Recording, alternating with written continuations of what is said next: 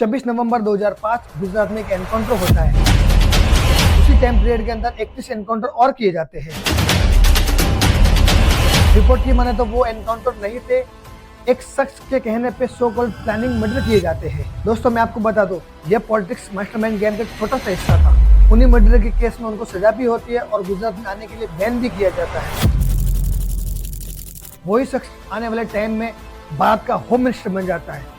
जी हाँ, आप सही सोच रहे, आज हम बात करने वाले अमित शाह के बारे में। ये वीडियो हाईली कंट्रोवर्शियल होने जा रहा है, लेकिन मैं फैक्ट को प्रेजेंट करूंगा। मैंने पिछले 2 महीने में 50 से ज्यादा इंटरव्यू देखे हैं और 200 से ज्यादा आर्टिकल्स पढ़े हैं और कोर्ट के सारे डॉक्यूमेंट अच्छे से रीड किए हैं, क्योंकि मैं आपको दिखाना चाहता हूँ एक छोटे से बिजनेसमैन का लड़का भारत की राजनीति का चाणक्य कैसे बन गया। मैं इस वीडियो में जो भी बोलूंगा उनके सारे डॉक्यूमेंट के लिंक आपको डिस्क्रिप्शन में मिल जाएंगे। आप चाहो तो वहां जाके एक एक डॉक्यूमेंट, एक एक रिपोर्ट आप खुद पढ़ सकते हो।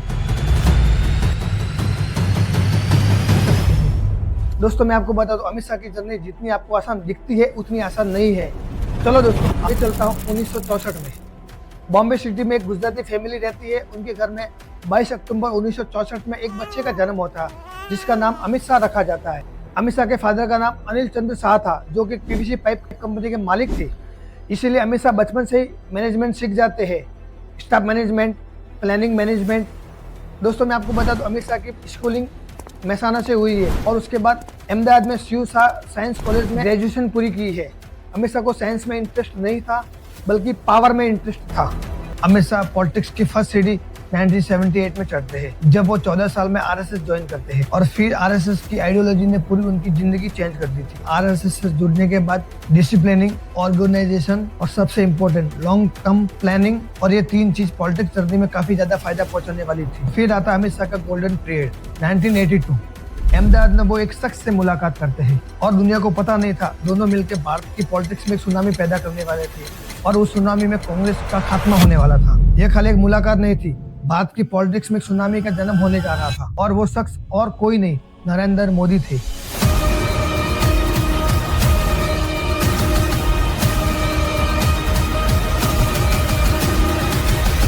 अमित शाह से नरेंद्र मोदी 14 साल बड़े थे और आरएसएस में उनके सीनियर भी थे। अमित शाह यंग होने के साथ साथ ज्यादा एम्बिशियस थे और शार्प माइंडेड भी थे।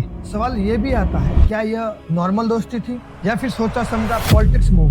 क्योंकि दोस्तों जो आगे होने वाला था वो किसी ने सोचा नहीं था। साल था 1990। अमित शाह अपने फैमिली बिजनेस में बिजी थे, लेकिन उन्होंने पॉलिटिक्स नहीं छोड़ी थी और वो गुजरात में बीजेवीएम यानी भारतीय जनता युवा मोर्चा में काफी टाइम से एक्टिव भी थे। वो गुजरात के छोटे मोटे इलेक्शन में पार्टिसिपेट भी करते थे और वो धीरे धीरे अपना नेटवर्क बिल्ड भी कर रहे थे और यह सिलसिला 10 साल तक चला। 10 साल में नरेंद्र मोदी के साथ अपना रिश्ता भी मजबूत कर लेते हैं। अमित शाह बीजेपी की लोकल मीटिंग भी अटेंड करते हैं और आरएसएस के अंदर काफी ज्यादा एक्टिव भी रहते हैं। फिर आता है साल 2001, जिसमें एक ऐसा इंसिडेंट हो जाता है जिसकी गुजरात की पॉलिटिक्स को पूरा बदल के रख देता है। 26 जनवरी 2001 8:45 कच्छ जिले में एक भयंकर भूकंप आता है। गुजरात के कच्छ में भूकंप के झटके एक मलबे के ढेर में तब्दील हो गए। Kutch. At 8:46 a.m., Gujarat changed forever.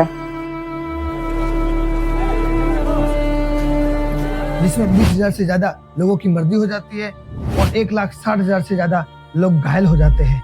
उस हादसे के बाद गुजरात के चीफ मिनिस्टर केशुभाई पटेल अपने पोस्ट से रिजाइन कर देते हैं। आ राजीनामु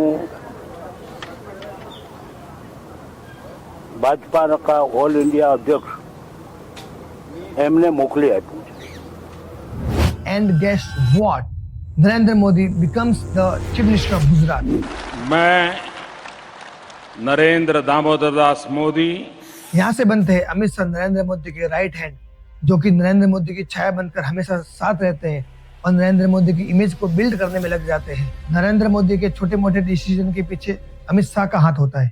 फिर आता 28 फरवरी 2002, गुजरात में भयंकर दंगे होते हैं। India is no stranger to violence. For centuries, zealots have killed in the name of religion. But there's something very different about what's been happening in Gujarat. The violence which spread all across Gujarat began in late February, after this train carrying Hindu pilgrims was attacked by Muslims. One carriage was torched, and 58 people died, mostly women and children. जिसे हम गोधरा कांड के नाम से भी जानते हैं। ये दंगे कई दिनों तक चलते हैं, जिसमें लगभग 1050 लोगों की मौत हो जाती है, 2500 से ज्यादा लोग घायल हो जाते हैं और 223 लोग लापता हो जाते हैं। भारत में दंगे होना कोई नई बात नहीं थी।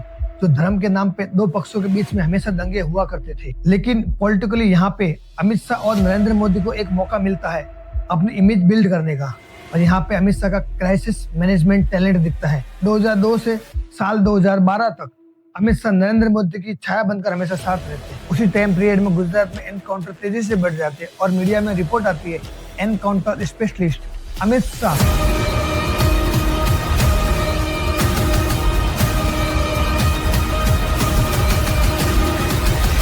यह गुजरात की हिस्ट्री का सबसे बड़ा कंट्रोवर्शियल टाइम पीरियड चल रहा था। पब्लिक से लेकर रिपोर्टर तक अमित शाह को एनकाउंटर स्पेशलिस्ट कहने लगे थे। दोस्तों मैं आपको बता दूं, इस टाइम पीरियड में गुजरात में 31 एनकाउंटर होते हैं, लेकिन 4 एनकाउंटर सबसे ज्यादा कंट्रोवर्शियल थे, जिसमें सबसे पहला आता सोहराबुद्दीन शेख 2005, दूसरा तुलसाराम प्रजापति 2006, उसके बाद इसरात जहान 2004, सादिक जमाल 2003। यह 4 एनकाउंटर सबसे ज्यादा कंट्रोवर्शियल रहे हैं, लेकिन सबसे ज्यादा कंट्रोवर्शियल 24 नवंबर 2005 सोहराबुद्दीन शेख का एनकाउंटर। राजस्थान गुजरात बॉर्डर पे एक कार रोक दी जाती है, जिसमें सोहराबुद्दीन शेख बैठा हुआ था, जो कि गुजरात का जाना माना क्रिमिनल हाजी मस्तान गैंग से कनेक्टेड था। पुलिस का यह कहना था कि वो भागने की कोशिश कर रहा था, इसलिए हमको शूट करना पड़ा। जब सीबीआई ने अलग एंगल से इन्वेस्टिगेशन की तो सच कुछ और निकल के आया। सोहराबुद्दीन शेख को बॉम्बे से किडनैप किया जाता है और 3 से 4 दिन तक अनलीगल कस्टडी में रखा जाता है। उसको टॉर्चर भी किया जाता है और उसकी प्रेग्नेंट वाइफ को मार दिया जाता है। केस के आई विटनेस तुलसाराम प्रजापति को भी मार दिया जाता है। सीबीआई ने यह भी बताया ये खाली एक एनकाउंटर नहीं था, सो कॉल्ड प्लान मर्डर था।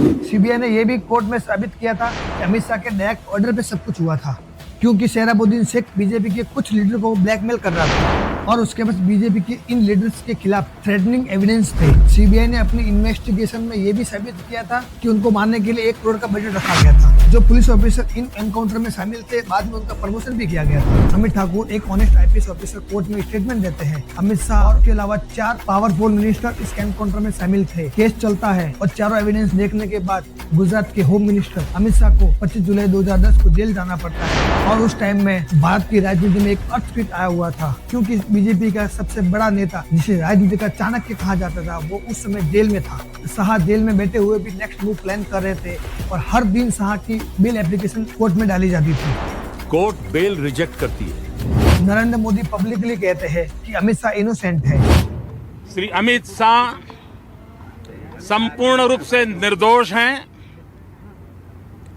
उन पर लगाए गए सारी बातें फैब्रिकेटेड हैं, राजनीति करने के हिस्से से किया गया है और सारा देश जानता है कि 2007 में जब गुजरात के चुनाव हुए, उस चुनाव में कांग्रेस ने सोहराबुद्दीन को नेशनल हीरो के रूप में प्रस्तुत किया था।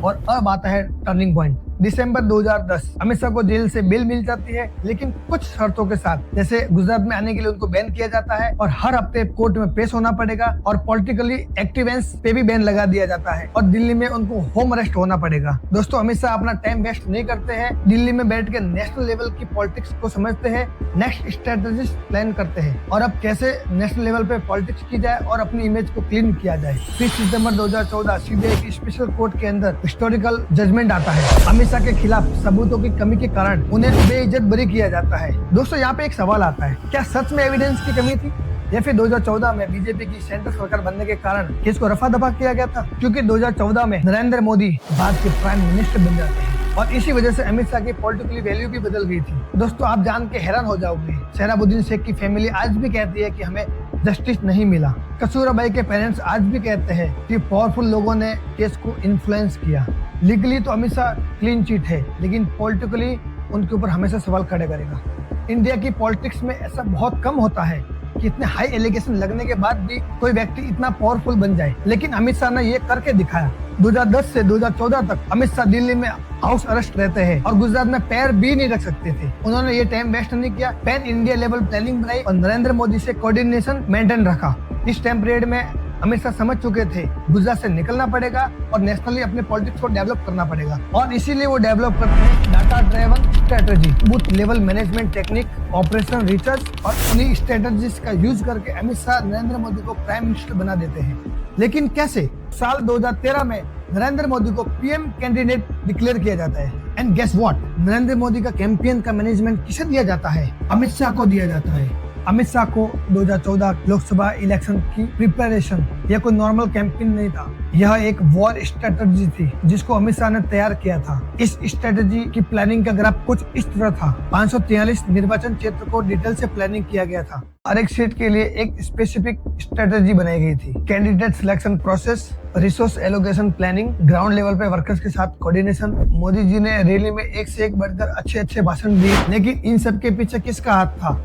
अमित शाह का। हर एक रैली की लोकेशन, टाइमिंग, ग्राउंड मैनेजमेंट, ये सब कुछ अमित शाह का प्लान का हिस्सा था। पहली बार इंडिया के इलेक्शन के अंदर सोशल मीडिया कैंपेन हुआ था। पार्टी वर्कर्स के लिए एक ऐप बनाई गई थी और हर जगह मोदी जी की न्यूज चलाई गई।